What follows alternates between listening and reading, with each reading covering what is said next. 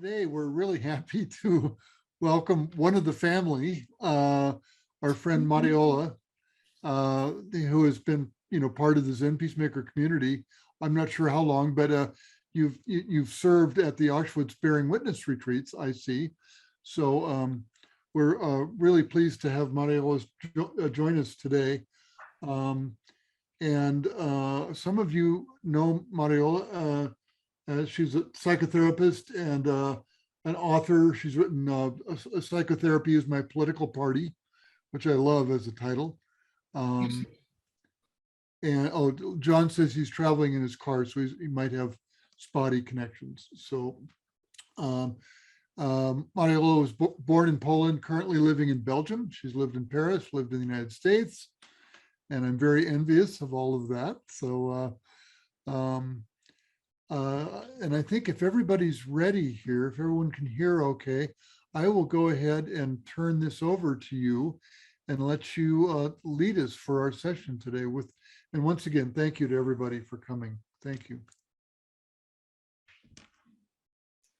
Yeah, thank you very much for coming, and thank you for having me on your platform, and for all this logistic work to make it happen. And so I would like to share today about some practical, I think it's they are quite practical, I don't know how to put it, strategies, how to navigate the crisis or a crisis. And maybe it doesn't sound so appealing, but I just thought that if I would have known all this practical stuff years ago, that would save me a lot of stress and efforts and probably tears as well. So today I'm going to speak from my professional perspective and also my, of course, private perspective. And I would like to make it interactive. So I have some questions for you, just to warn you in advance. But actually, all your sharing and questions are very welcome. And it's amazing because we are in this amazing, incredible time of global crisis, right?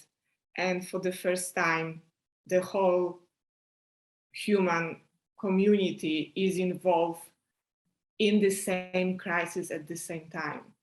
And we've never had such thing in the history. So in a way, it's like a very vivid confirmation to me, this mystical law that we are all actually connected externally and internally. And I'm going to talk about a crisis as a very human experience, because sooner or later, every single one of us will have to face some kind of a crisis, whether it's a developmental crisis like puberty, or I forgot the English name, but mid-life crisis. This is the right, okay. So I'm going there. I almost there, not yet. And of course, relational crisis and financial crisis or wealth crisis. I mean, there's spiritual crisis, very common nowadays. So the list is really long. So what can help us to navigate and to use crisis as a possible rebirth or new possibilities, and an invitation for a internal transformation. And of course, in every crisis is also chaos and uncertainty and unknown and all these difficult feelings and some kind of experience of death, whether it's very literal or just symbolical, but it's all there, possibilities and danger. So what can we do with that? So I'm going to talk about what I've noticed, three common mistakes we make being in a crisis.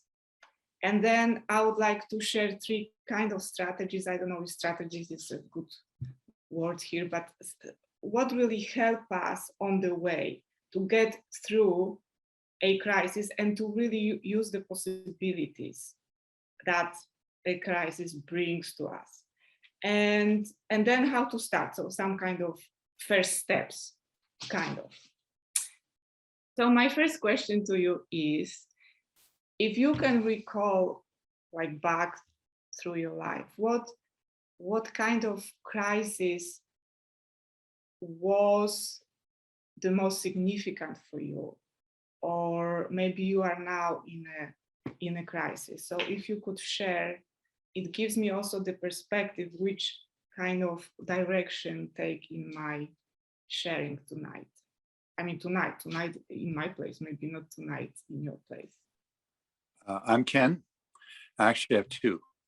I was a preschool teacher taking children on a pumpkin patch trip many years ago.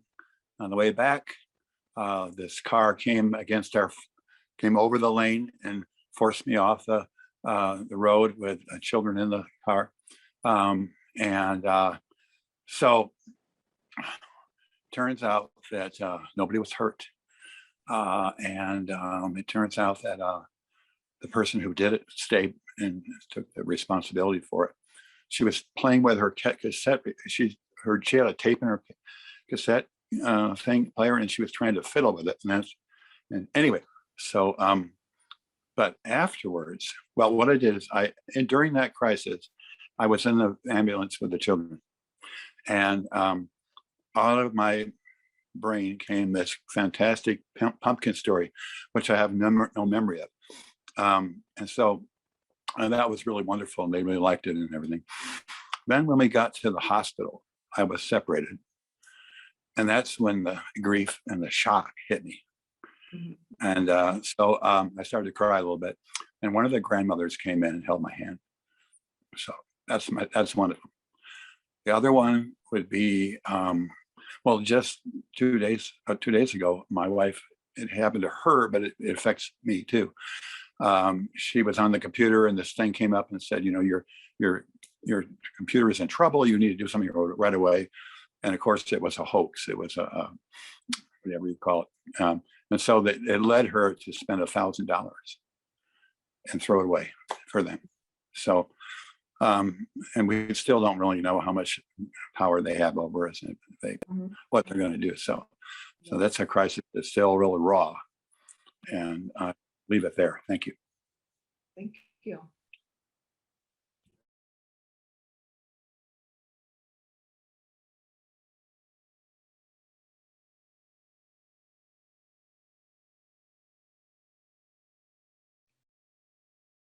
Anyone else, if you would like to share?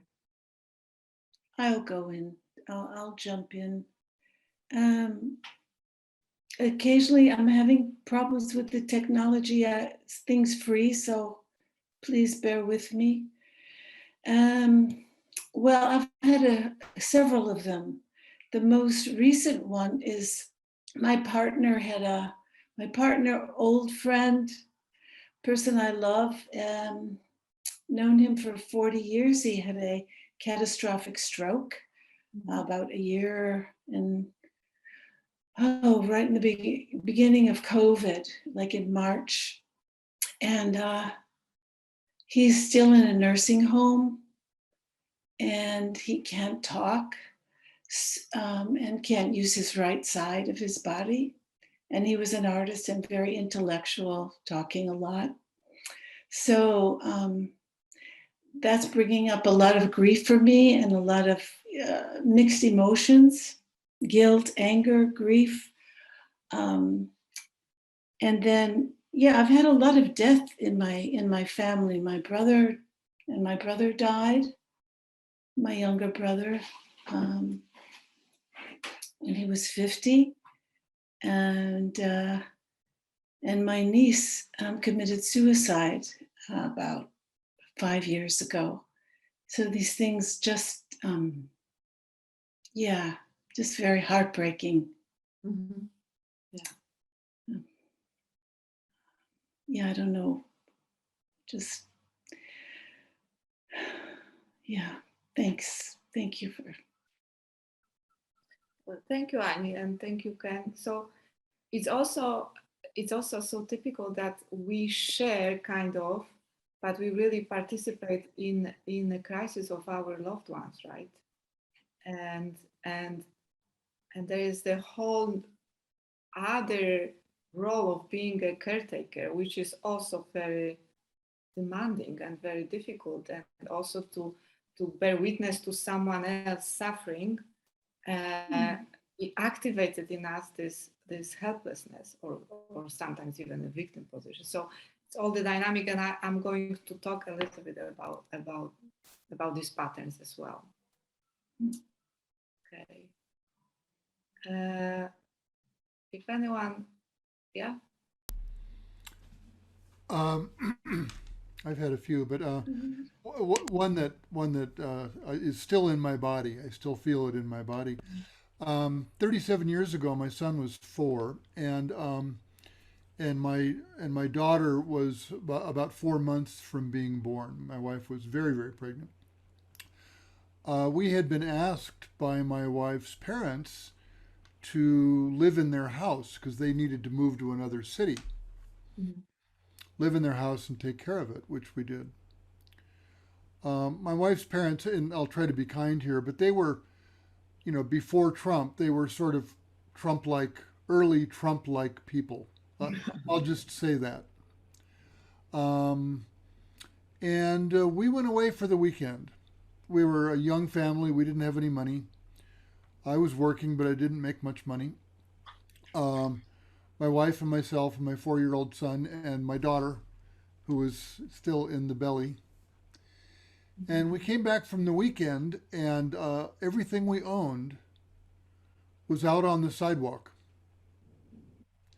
And her parents were back in the house. And they had called the police. And would not let us back in the house. And we were in LA, and we had no real resources. So it was a crisis, that right, it was that, we'd been away for a long weekend, 4-day weekend. It was Easter weekend, actually, 1984. And we came back after a 6-hour drive, and we were exhausted. We just needed to eat food and go to bed so we could work the next day. And instead, we had to figure out some place to live and how to get all of our stuff off of the street. And we did. We survived that. So it made us stronger for a while. Yeah. Thank you.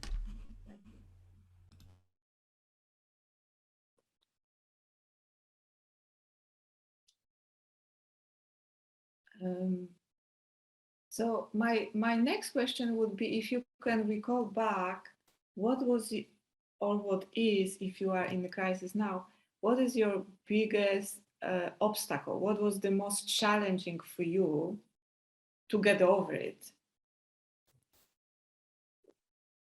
Yeah. This is Ken. It's the habit energy, the fear that comes up. It's all going to be terrible. These people are still going to take thousands of dollars from us every day, so that kind of enlarging the problem, so it becomes more horrific.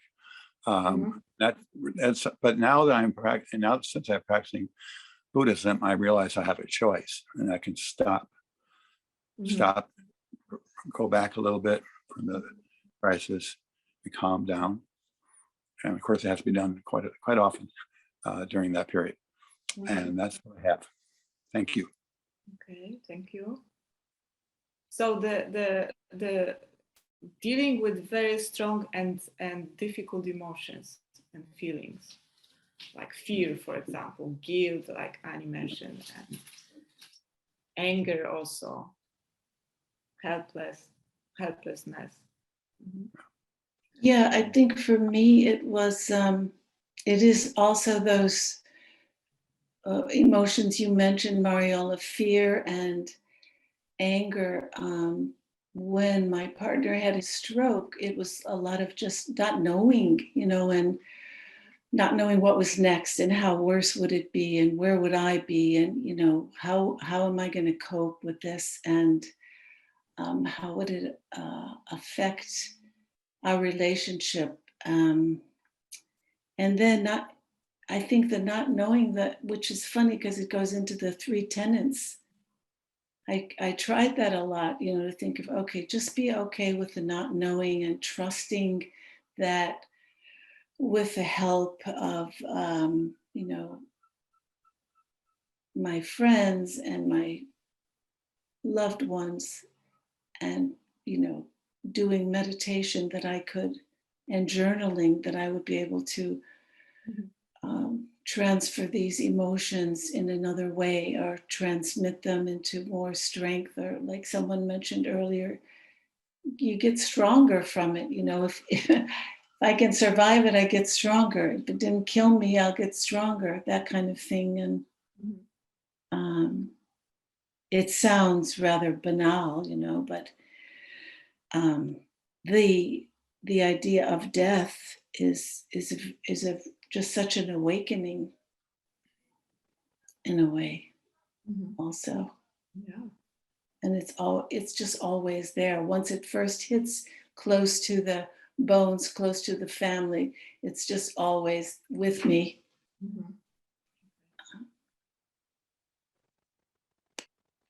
Thank you. So, of course, part of that you mentioned, just to sum up, is this sense that I have no control over my life or over my situation at this moment. And this is scary. Yeah. Joe. Thank you. Hi, this is Joe. For me, I guess I'm currently going through a crisis as I prepare for major hip surgery this fall. In a couple of months, and I've never had any health issues throughout my life whatsoever. No surgeries at all. So for me, I'm finding this experience to be sort of a crisis in trust, and being able to trust the people that I choose to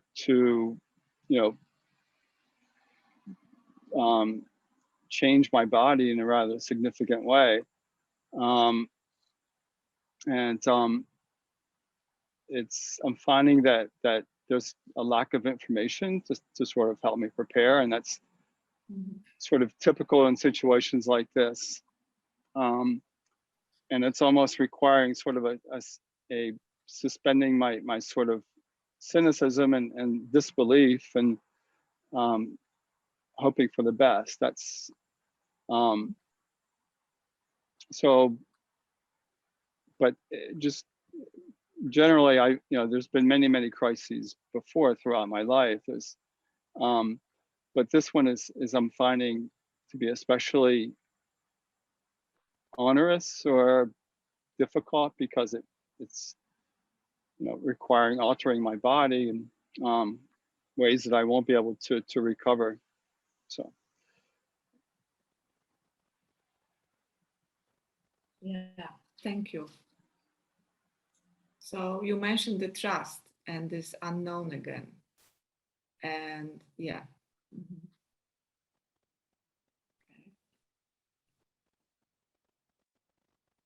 Yes, Sasha.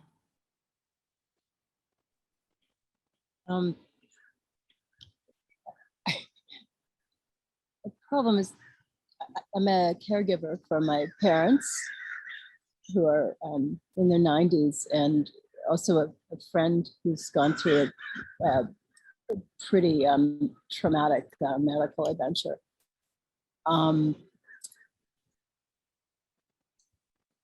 And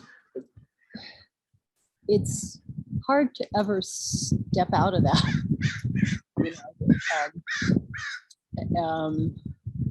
find it hard ever to be in a place where I'm not fully engaged. I'm not thinking, oh, I've got a list of things to do, and you know, he's kind of waiting for, waiting for the next crisis to drop, I guess, the next run to the ER. But when I'm not at the ER, I'm not at the ER, and sometimes I have a little trouble, often I have a little trouble recognizing Mhm. I'm not in crisis mode at this moment, and that I am doing what I can do to help. Mhm. So trouble escaping this sort of overall picture of being in some kind of, I don't know, a cage is too strong of a word, but I feel like that it's a container of my life, and sometimes, that's all crisis, and I somehow can't Mhm. look at the exterior of it. Yeah. Yeah.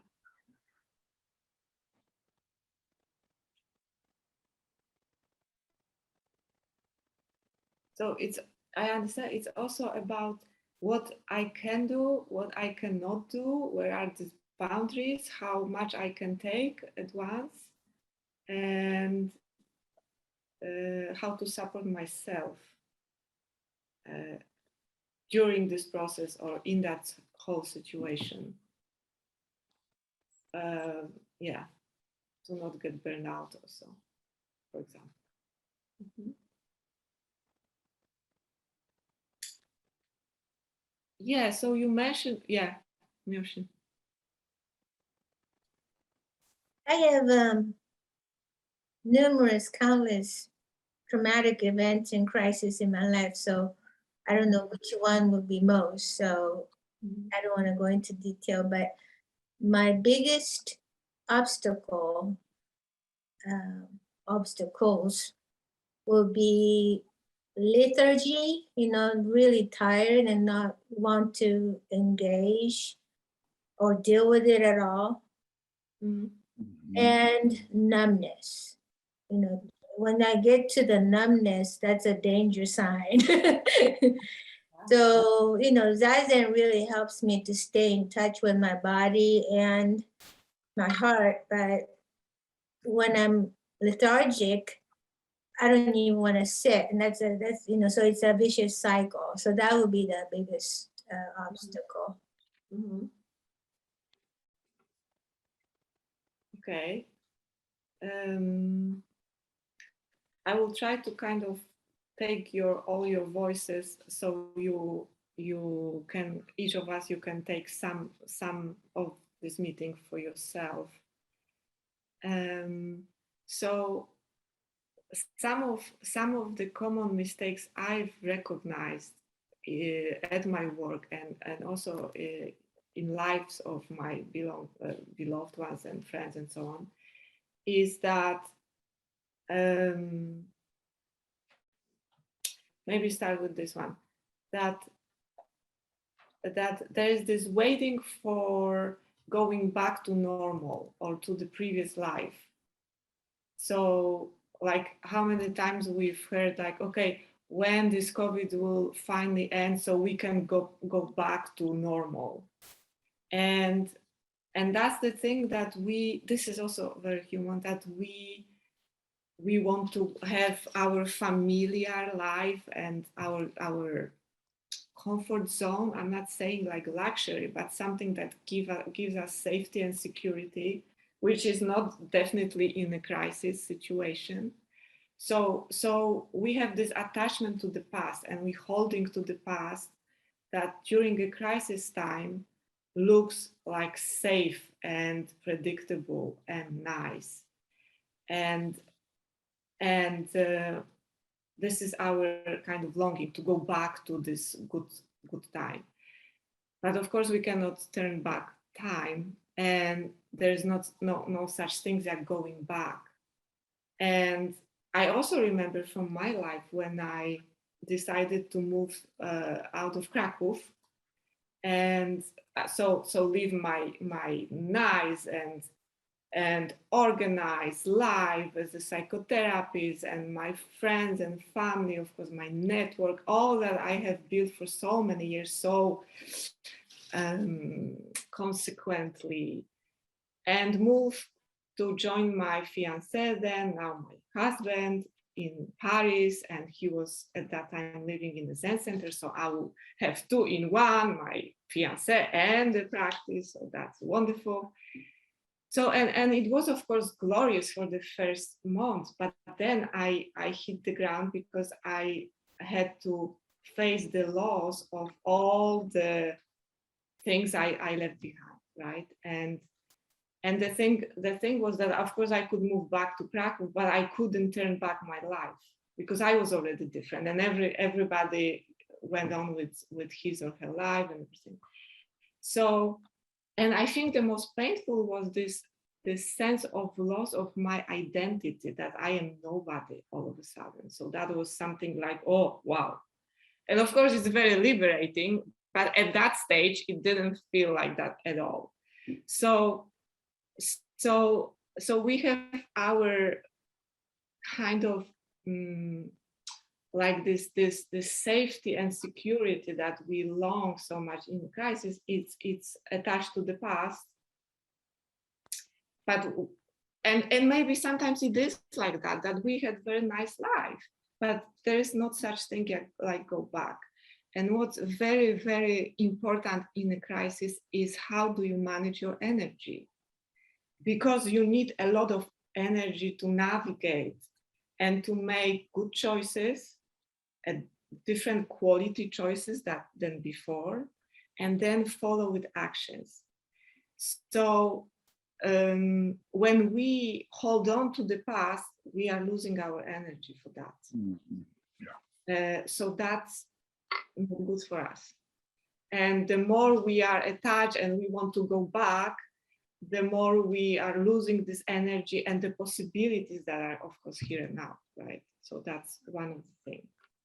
And another thing is, and also very human, that we can express in that question, why me? Why did it happen to me? And that's not fair.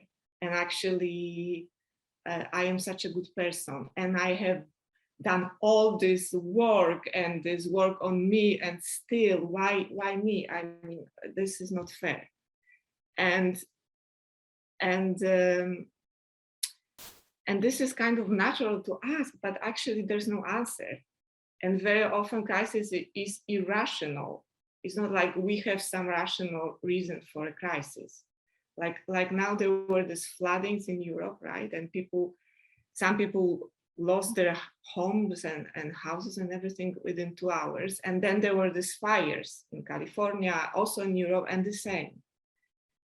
And it's so natural to go to this perspective of a victim and say, I have nothing, which is like real. And at the same time, and at the same time, being in a victim position, again, drains your energy, and it's not good for you because the victim is helpless.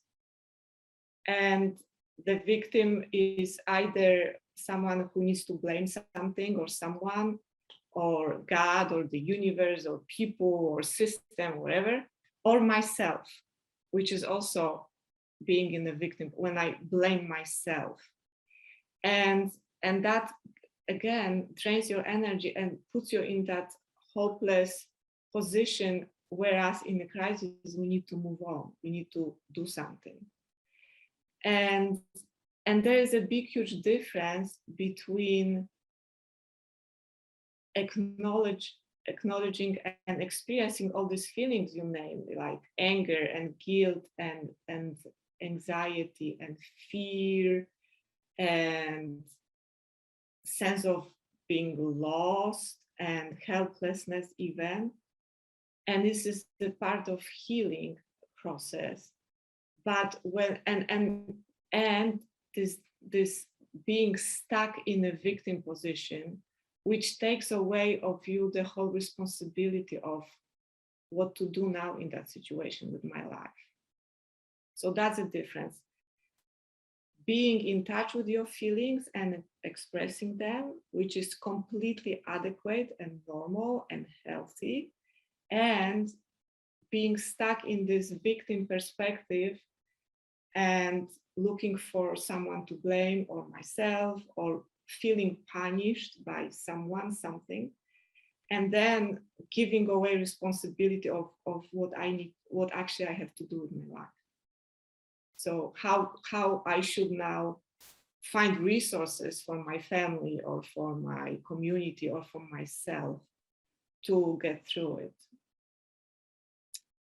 And the third mistake, and then I will give you back voice, is very interesting also, and also very human, that, and you also named that, the sense that I want to control crisis, I want to be in charge, I want to hold, I want to keep it on my terms at least. And then we start negotiations, like, let's say someone got a diagnosis and there's this whole list from the physician what to do to get healed, to heal. And then this person, okay, so this medicine I can take, but this exercises, I'm not so familiar, I don't know, maybe. And diet, no, I like dairy, so that's definitely not. So we start these negotiations because we feel that we can still kind of control it. And the truth is that we are not in charge in a crisis, and crisis will always be bigger than you. And one of the best example was actually when I was together with my husband, accompanying Bernie and Eve during Bernie's recovery process, and seeing every day Bernie Glassman, after his stroke, showing up for his rehabilitation, and his schedule was like packed, like walking therapies and speaking therapy and hand therapy and medical checkup and medicine and diet and this and that. All these people at his house, like telling him what to do. Can you imagine? And he just followed that. And as you maybe know, he was not such a fan of gym, and exercises were not so much on his to-do list. So, and he just completely surrendered. And this is the direction. So surrendering to the crisis, like with Corona. I mean, we can fight, we can, I don't know, do such things, but the whole global community is trying to deal with this pandemic, and we cannot. So thinking that I am so special and I can do it on my own terms is kind of exhausting, because you will have to fight a lot and again lose your energy. And it's also against the other people around you, right? Because we are all together in that. So being in a crisis, we are not in a position of to negotiate. We have to follow, and still there is your responsibility in that. You have to show up in your life like Bernie every single day, but you have to follow, you have to, and this is so difficult for us, right? Because, you know, this is my life, so I want to have something to say. So can you refer to that, or how do you think about that?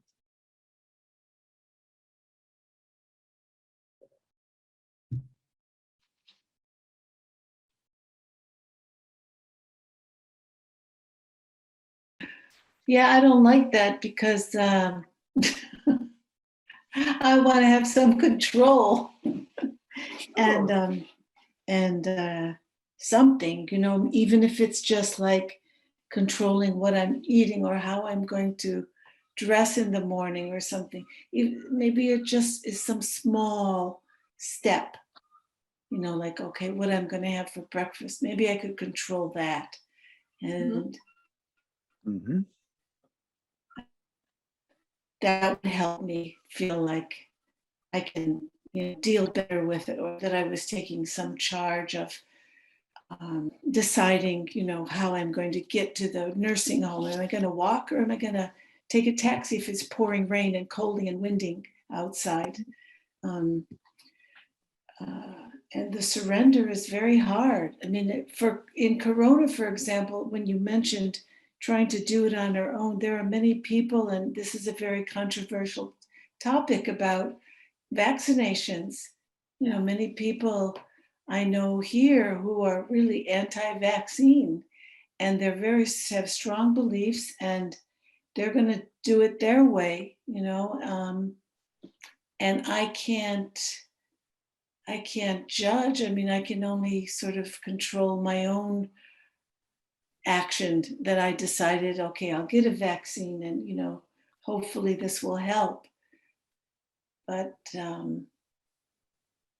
yeah, it's really hard to lose total control. When I think about the people in Afghanistan, what that must be like right now, just huge. And yet there is something there that's very powerful to change and to show our bonding and our strength together. Thank you. You. Hi, this is Ken. Um, so I mentioned that I'm a retired preschool administrator and what have you. But when I had a program in my home, one afternoon when the children were leaving, pretty much gone, one of the mothers came in full of just completely upset. And she said, "I'm having a miscarriage right now." So I helped her get in my car, and we drove to the hospital. And she said, "You know what, Ken? We think we have control. We have no control." She was really angry, but that control that she relies on, I guess, gone. And so for me, it was, so I was able to just listen to her. I didn't try to change her. I just tried to be there for her. And, but it was a lesson for me, because that can happen too, to me. So, and that idea, I don't think I'm a really control freak. I think that's not really one of my issues, but still, I'd hate to let go of certain things that I like. The other thing I want to say is, for the COVID thing, you talked about people wanting to go back to the way it used to be. Well, I think that's why we've had all these outbursts, or these going back and getting more, the surge of things, because people, before it's really safe, they want to get back as possibly as I can to going to bars and things like that. So they grab it back, and then the surge happens. At least that's what I've noticed. So, and that's all I have. Thank you. Thank you.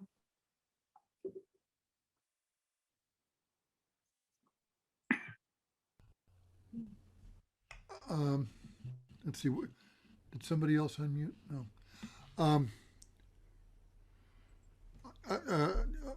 I really relate to this. I know I don't have any control. I know that I get to pretend that I do a lot, and all of my books are alphabetized,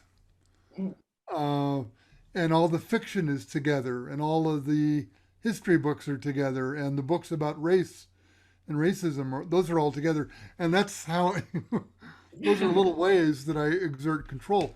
But ultimately, I realize I don't have any at all, and there are some things, and I don't want this to hit close to home for Joe, but there's some one of these that I'll mention. There's some things that can happen in your life where it's just really, really clear.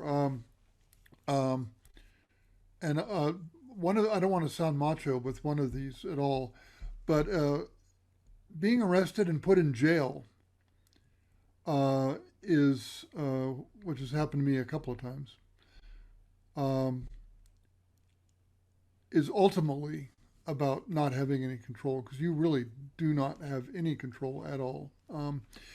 2 years ago, before COVID, I had something that I still think was very much like an acute uh, episode. I mean, I literally, and they didn't call it that. We weren't even saying COVID then. So I don't know what it was, but I literally was suffocating at home. I couldn't breathe. And my wife took me to the emergency room, and I went on, ventilator, and I was in the hospital for 4 days. And and everything about that experience, when there's an emergency and you have to go to the hospital, or even when it's not an emergency, it's just there's nothing you can do other than just let go and turn it over to other people. You really don't have any control, especially when you're anesthetized, when you're out. You're Yeah. in somebody else's hands for sure. So well, I don't recommend getting arrested or going to jail, but it's a good opportunity to really experience how much of a control freak I am. I didn't have my books with me, so. I think there is this, so I think about that. This is my way of thinking, that there is this kind of healthy helplessness and kind of immature or toxic, or I don't know how to call it, like something that doesn't serve us. So this help one, this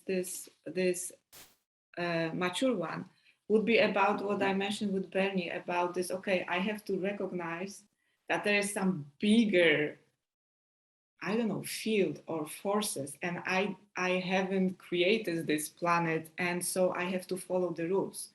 And there are certain universal rules, and the more I know them and the more I follow them, like the cause and effect, like the balance, like holism.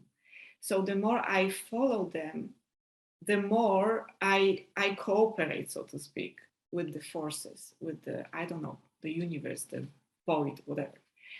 And on the other extreme is that immature one, which is, okay, so take it all away. I have nothing to say, so I'm not saying anything, and this is not my fault, and there, so you decide for me, and this is not, I don't participate in that.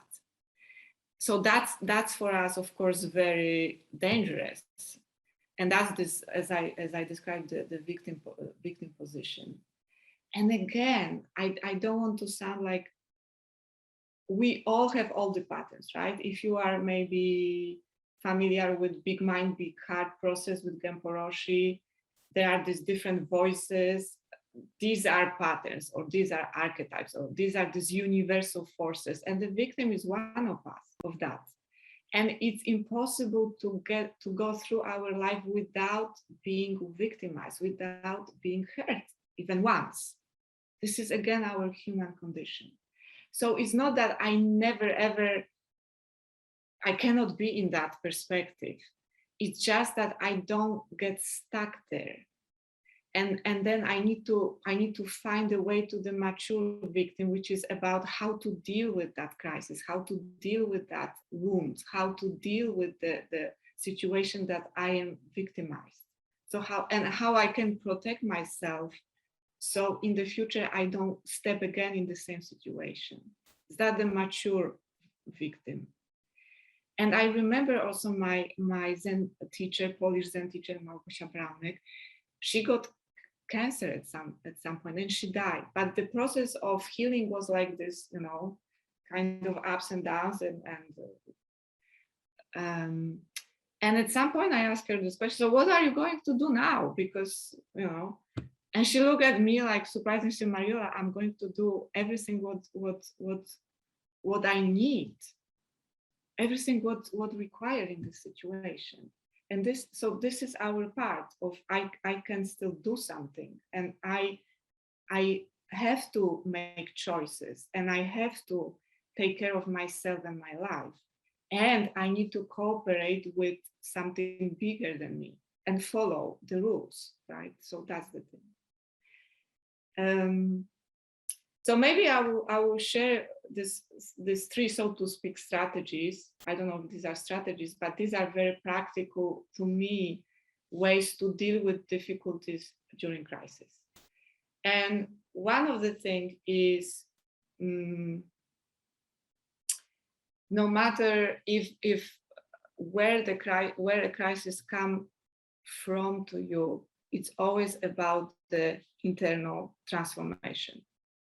So the internal transformation will activate energy in you to make necessary external changes. And when we only want to change everything around us, it can work temporary. But if this is a crisis really requires some kind of change in you. And I'm going back now to these archetypes, to these emotional patterns. Crisis in a natural way will activate in us the victim, the controller, the perfectionist, the codependent, the giver, or the I don't know, servant. It will be immediately activated. And that's the opportunity to start dealing with that. So, okay, this is the invitation. So this is the moment. It's so intense. So, okay, I have to look at that and I have to see what I have to change. So that's the opportunity always, to really let go of all the things that don't serve you anymore. And this is something that we have control over. We can do something about that. Because when we only stop on these external changes, like, okay, so I recognize that my relationship is toxic, so I leave my partner. And here I am, and I am now, okay, released. But then in the next relationship, if I will not do anything with my inner patterns, so my emotional programs, I can guarantee that you will meet the same situation, maybe with another person, because pattern is the nature of pattern is that it keeps repeat itself. And you can, again, you will not win with the pattern. It's so strong. What you can do, you can transform it. So you can start this process of choosing more consciously these mature patterns instead of immature. So the rule is simple. You cannot get rid of your critic or immature victim or controller, but you can start using more mature instead. That's the only thing. So that's the possibilities for us in a crisis. And I mean, even if this is like flooding or fires and you lose your home or your job, again, as I said, the patterns that you already have in you, and they were there all your life, if you haven't worked on them, they will be activated, and it will be like in a second. And then you will have to face their really power, because these are patterns of power. So that's really an invitation for us to start changing ourselves, because as I said, in crisis, there is this dynamic of death and rebirth or birth. And we are pushed externally to look at these things we normally are not so appealing to look at, right? So that's number one, I think, important. The second thing I would say is, again, it's difficult, but when I was in the psychotherapy school, and they said, you know, if you have a crisis during your session with the patient, and for example, the patient is blaming you or harshly criticize you, or is even verbally aggressive towards you, or has some kind of rage attack on you, you have to remember, do not take it personally. You have to see it symbolically. You have to see the relationship symbolically. You cannot get involved personally. And the funny thing is that, of course, the same rule works outside the psychotherapy. So the more you can see your situation from the impersonal point of view, the more you can, how do you put it? The more choices you can have. For example, so let's say I am in a divorce process, and it's very harsh, and it's of course heartbreaking and everything, and it is like that. And of course, it's so personal, because all these emotions, and this is my whole life, and this is, I will never be in a relationship, and this and that. So the impersonal point of view would be to realize that, okay, Mariola, so you are in the process of divorce, and millions of people were in the same process. And so this is universal human situation. And millions and many of them went through it, and they are happy now, and they have other relations. So there is a way to get through it. And it happens. It's like always possibility when you are in a relationship that something may go wrong. That's life. So maybe you can think that you will also manage, and maybe you can see around you if there are some people who got divorced and how they manage, and maybe you can ask them for some advice or help, or whatever, to help yourself get through it. But you are not alone. That's the point. This is not that you are all alone. And the same with the health crisis, the same with the any crisis, because paradoxically, it's so personal, because it's our life, and millions of people were in similar situation, and it's also universal from that point of view. And when we think about being in a conflict, like that example from my psychotherapy school, that gives you really the understanding that it's not about you. It's not that people always react somehow because of you, but actually, very often, this is their own story behind. And it has not so much to do with you. You just happen to be there, and they just had this explosion, and you were there. But it's not, you don't have to take it so personally. So sometimes, and that gives you this comfort that you don't have to feel so hurt. You don't have to feel again like a victim. If you see that it probably don't have much to do, it doesn't have much to do with you. So it's not easy, but it allows you to step out from very, very strong feelings. And this is what you said in the beginning, like the strong feelings in the crisis are so overwhelming sometimes that we are not able to make any choice. So this perspective of going step out and seeing, okay, what patterns are here? So, okay, so I am again, I don't know, this like a child, and I expect that someone will show up and take care of my problems, but it doesn't work. I need to quickly change. It will not, it's not good for me. I need to change my attitude. So see yourself and your situation from this perspective, and also see it with the larger perspective of whole of your life. Because sometimes what is very painful now and seems like overwhelming and so hard, when you see your life from the bigger perspective, you see, okay, this is necessary. I need to make that step. So life now really pushes me, okay, I need to do this step. I cannot go like that anymore. So that's a bigger perspective, like biggie.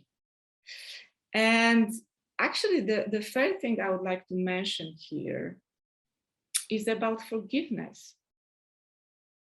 And it's about the fact that the healing process requires forgiveness. And no matter it is about forgiving yourself or others or both, or the God or I don't know, universe or whoever. But forgiveness is about letting go again, letting go of the past, letting go of my righteousness, letting go of my attachment to the past. And very often forgiveness is irrational. So I have no logical arguments to forgive because it was so harsh. But it's about releasing myself from the past. And again, looking at your managing your energy, your power, it's taking back your power and using it in the current situation to navigate here and now.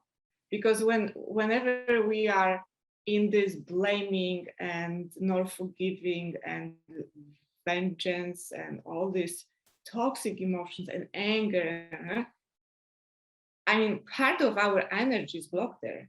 We need to use our energy to sustain those feelings and to keep repeating the story and to holding to that story.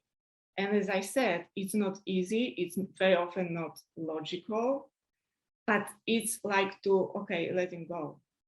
I need to be here and now. I cannot dwell in my past because I will not have so much energy to manage my life now. I cannot afford that. So, and also very often it's about, again, losing that victim identity, because not always, paradoxically, being in a victim position sometimes give us very, let's say, social benefits that we have, compassion and etc. And we are entitled to do something. So that's kind of sticky, and it's easy to get stuck there. But truly, it actually drains our energy to sustain all those feelings. So we do it for ourselves in order to move on with our lives. Okay, so maybe these three, I would stop here to I'm curious how do you refer to that? Or maybe my question actually was this: what helped you get through your crisis? How did you do it? How did you manage? What did you activate in yourself or learn that you were able to do it? This is Ken. And my wife, I haven't mentioned this one, but my wife had found out that she had cancer maybe 7 or 8 years ago.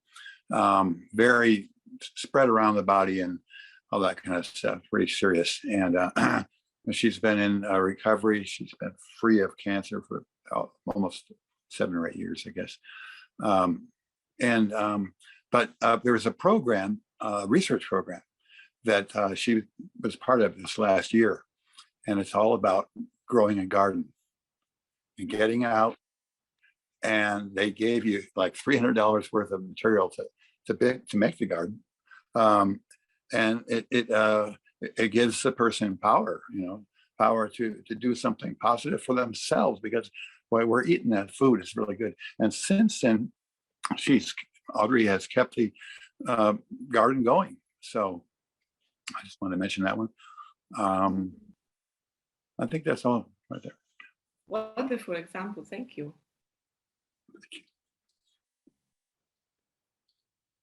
Hi, I'm Annie. I think for me, a garden is great. I don't like to work too much in the garden, but it's being in nature is also a very, very healing, very healing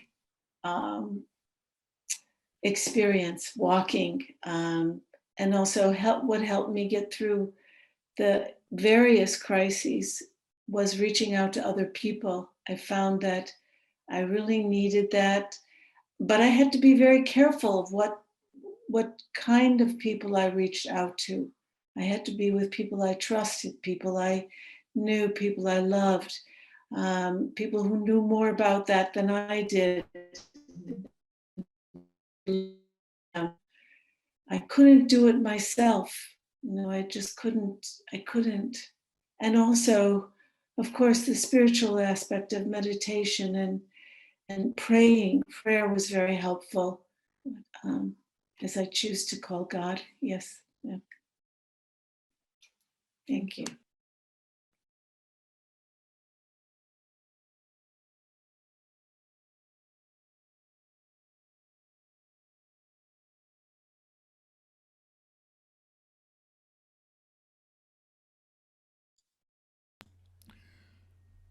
Yes, Yoshim?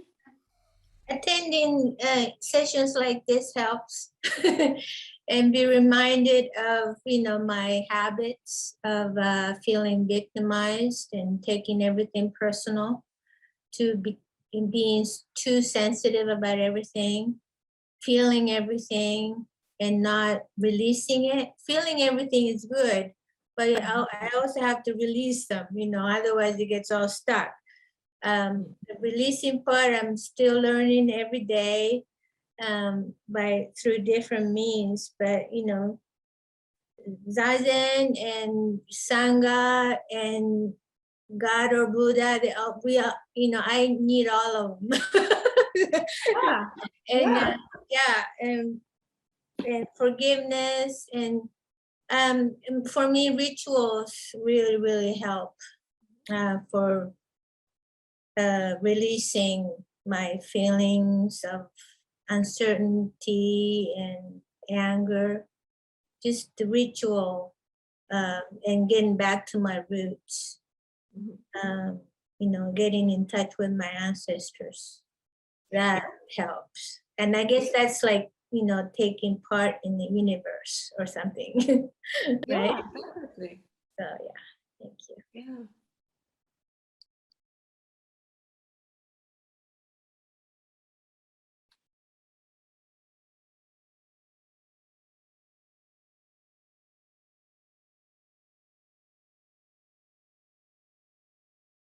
So it's funny that the lights are like kind of gone here. What's going on here in Belgium? Well, I just, my personal way is I love asking for help, and both people and the universe, God, whatever, how called, ancestors, like this is a part of surrendering in my way. And I've learned from Caroline Mice, maybe you know this teacher. She's a spiritual teacher also as a medical intuitive. So I learned a lot from her about archetypes. But actually I've learned from her how to pray in a different way, because I have this Catholic background as a Polish girl, which was beautiful. And then I have Zen, which was also beautiful, but then I had to combine this all. So I learned from her to pray, and she prayed this way. Okay, God, I'm going to bed now. So as you see, I'm anxious, I'm nervous now. And that's not good for me. I need to sleep because tomorrow I have job. I need to go to people. So you please figure it out. And tomorrow let me know and I will take it from that place. So you think about it, you figure it out. And in the morning, let me sleep well and give me the answer tomorrow and I will follow it. This is her praying. And it works. So it's very intimate and it's very direct. And you can ask for help. You can ask and you will be guided, but you can make it your personal prayer, whatever works for you, or intention, or how you feel it. One thing I would like to mention about practical stuff, and you said that about the small steps. And this is this is also from Karen Mice, by the way. So she has noticed as a medical intuitive, and she was doing these intuitive readings on people, but medical. So she helped them recognize what are the reasons of their illnesses. But so she realized that for years, she would looking for some biggies like traumas and divorces and accidents and some big crisis. And of course, it has some impact on our health and everything. But at some point, she realized that what really is significant and we kind of ignore it is like this daily atmosphere of your life. So whether you wake up in the morning and you are angry and frustrated and or you feel anxious and you have all these worries, or you are in stress and you need to go on and fast, doing. What is the atmosphere of your life? This is like the oxygen that you inhale and exhale all the time. And it's invisible. And we sometimes forget about that. But when you think about, for example, separation in a couple, it's not like it's usually like the years of small micro events that actually led to this big crisis and eventually divorce. It's like we raise a child, like every day we show up when he is ill or happy or hysterical, or how we serve the food on the table, or how we take him to the car or to the school, how we talk with him, how it's like all these small moments that actually is like the tissue of our life. And this is something I would pay attention to when you are in a crisis. Like every day, how do you show up? What kind, and that's actually my exercise for you. How do you talk to yourself? And what tone of your voice do you use in your inner kind of narration or inner dialogue? How do you talk to yourself? Because we do talk to yourself, right? So, and with it, this is anger or superiority or criticism or tenderness, or you are like a child, or you are like a victim, or you are like a perfectionist. What flavor it has, and start from this place. Start from changing the tone of your voice. You talk to yourself and then to others. So this is like micro level. This is the fabric of your life. This is like this tissue. And small is big. So small changes will bring you big changes. Like small steps will bring you other big breakthroughs, like with practice, right? Or big crisis. So we are very often looking, like my clients say, oh, I don't have these revolutionary changes in last month, but I started setting boundaries and I started changing my attitude to food and this and that. So this is what we're looking for. This is what matters really in our life, the small everyday movements. And so first of all, it's easy to do. Secondly, your inner saboteur will not get burned immediately because let's start from small steps, nothing big, just like small steps. So we say, okay, you can do it. And if you will announce, tomorrow I'm going to do this, he will like ding, ding, ding, ding, ding. And immediately the brake, he would have to push the brake because you cannot go there, of course. So this is also for us to deal with our fear of change, which we all have as well. And the third thing, which is very, very, very important. So when we are in a crisis, our self-esteem, our confidence is like shaken, right? We feel, oh my God, maybe I did the wrong decision, or maybe I should have done this way or that way, and all this uncertainty And that's why we need so badly to start building again trust in ourselves. And when you start with this small movement, but consistently, this is like the message to your system. Okay, I can do it. You can rely on yourself. Like every day, small step, and you can do it. And you do it no matter what. You have to have this agreement with yourself. Small, but I'm doing it. And I'm doing it to prove that I will manage.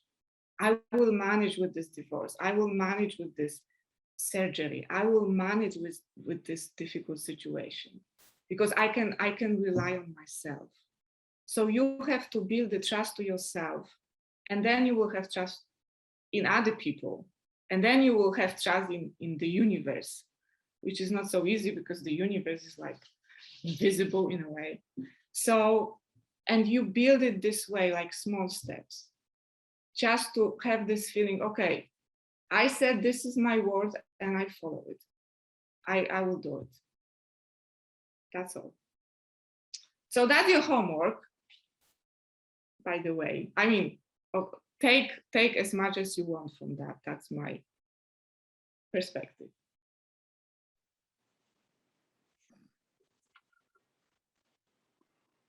How does it sound to you? I really appreciate your specific example about the inner voice. Sometimes I think, I mean, things happen that are frustrating all the time. You know, I drop a cup and break it, or I hit my toe on the table, or all kinds of things. And I think I've made such great progress because I don't say it out loud. but and I don't want to use the language that I use in my head in front of you. but the language that I use in my head is not very nice. And but at least I didn't say it out loud. But I could say something else. You know, I could say something else inside. Because it's not personal. You know, my Zen teacher here in Colorado always says it's not personal. It's not. Yeah. We have this story, this Zen teaching story, everybody probably knows, of the empty boat, right? You're rowing the boat on the lake, and another boat comes up and smashes into you from the side. Mm-hmm. And if it's a guy drinking beer and laughing and just goofing off, you get mad. Mm-hmm. If it's an empty boat, you just go, oh, the boat is just drifting. So, and my teacher here in town says, it's all just empty boats. It's only empty boats. It's not personal. Yeah, that's a great story. It is a good story. I like it. I need to remember that. I just want to say that yesterday when this fraud thing affected us, we'll say it that way. In the evening, we were both Audrey and I were kind of down, and I said, "Let's go get ice cream." Yeah. But we didn't do that, and I don't know if we're going to do that. But what Audrey did was she immediately took steps to let all the right people know what happened, and she also got some evidence on phone calls and numbers. So she did all that she could do in that regard. And then I talked to somebody today in our car repair place, and he said because they had her buying gift cards. He said, as soon as they mentioned gift cards, bam, that's a warning sign. So there's learning that's going on. Mm-hmm. And I'll just leave it. Mm-hmm. Thank you.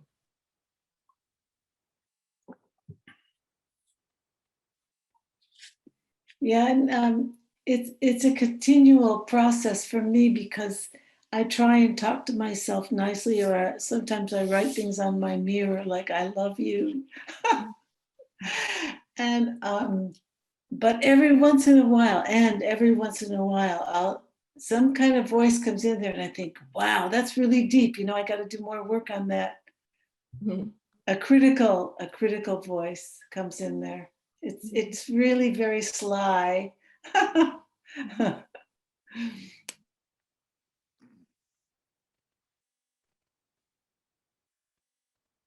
It's always good to be reminded, that I feel like I'm hearing this for the first time. And although, I've been taught this, but it's good to be reminded. And just occurred to me that, the third of the Eightfold Path is right speech. And that includes speaking to myself, and never thought of that till now for some reason.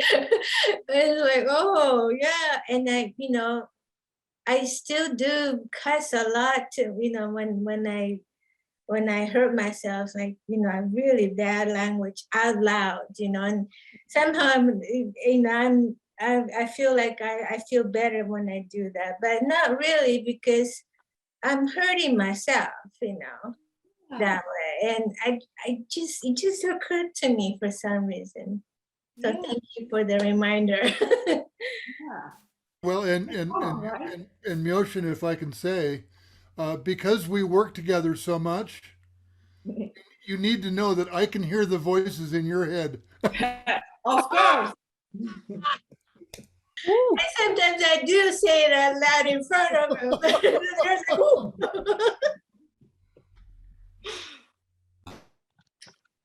All right. So I have interesting test for you. I mean, it's not a test, it's a list, but I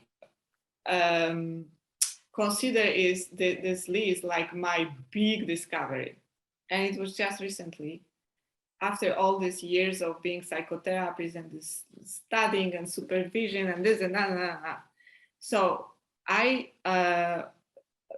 this is based on, again, I said Caroline Myers' work as a medical intuitive, and she was kind of tracking in which situation will lose our power, our life force. And I noticed this by heart because I am everywhere there. And it's about checking, like check with yourself the moments where you or when you lose your power, because it's invisible, and then we are so exhausted, and then we don't have energy to get through a crisis, because to get through a crisis you need to have an energy. You need to be able to follow the medical protocol, or to I don't know, to get divorced, to prepare all this legal stuff, or to if you have your spiritual crisis, you have to do this inner work, which is quite demanding as well. So we need energy to get through any crisis. That's why it's so crucial to see the moments when we actually disperse it. So I have 12 actually points. My recommendation is to write it down, and then you can check with yourself, or we can share, but go back. So afterwards I will tell you how I work with this and how I teach my clients to work with that. So number one, over responsibility. All the situation when you lose your power. Number two, anger, frustration, rage, when it's often in your life. This is the way you lose your power. Number three, financial stress. And it doesn't need to be like, I don't have money to pay my rent. It can be, I have to make some decision in my company. I need to, I invested money, or I want to sell a house, and then I cannot sleep for 3 months, for example, because of this impact. And number five, feeling rejected or being rejected.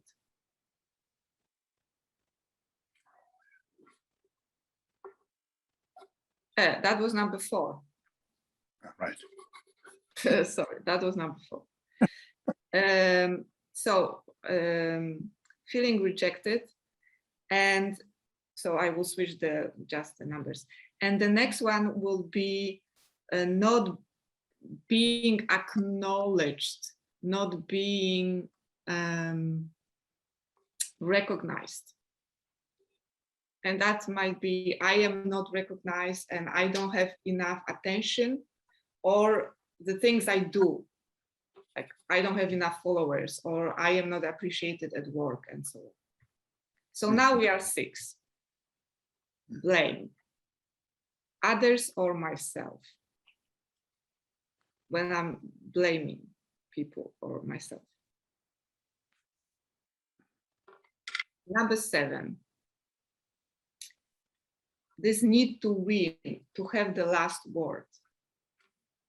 So, you know, remember like we were kids and the kids who would say the last word and the last word and the last word, then that would be the winner. So we play this game still, or some of us. Okay, number 8. I need to control. You need to control a lot. That's number 8. Number 9 is very Buddhist. It's about expectations. I have a lot of expectations, especially expectations that are not fulfilled.